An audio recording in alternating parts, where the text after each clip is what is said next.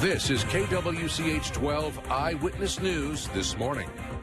Governor Laura Kelly is planning her next steps to keep Kansans safe as a statewide stay-at-home order is set to expire Sunday. Other big headlines we're following this morning. The number of coronavirus-related deaths in the U.S. surpassed 23,000. Kansas has more than 1,300 confirmed cases of COVID-19, and new data from KDHE shows which Kansans are at the highest risk. But first, here's a live look at radar right now as winter weather returns to parts of Kansas.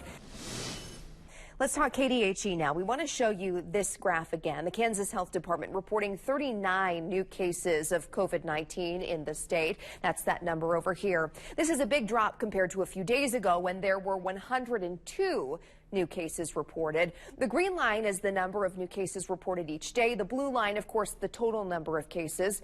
Out of this 1,300 plus cases, Kansas has at least 62 deaths. That includes newly suspected deaths in Harvey and Saline counties.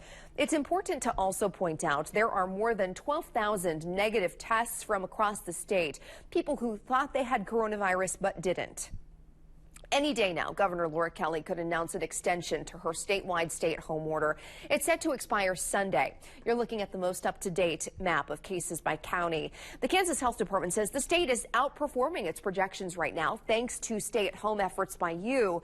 But it's too early to say when we'll return back to normal. KDHE Secretary Dr. Lee Norman says he expects Kansas to hit its peak sometime between April 20th and the 22nd. But we won't know we've actually hit the peak until 7 to 14 days later.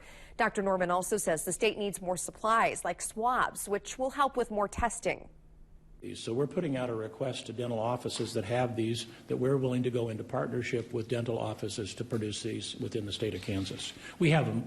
We've ordered tens of thousands of these already. But this is something that we can manufacture at home as good as the ones we can buy. If for some reason the order is not extended, then your county's order would stand in its place. Sedgwick County's stay-at-home order is in effect until April 23rd. New this morning, advice from state and federal health officials about whether your kids should wear masks. It's a question you've been asking, and we have the answer this morning. The CDC does not recommend masks for children under age 2.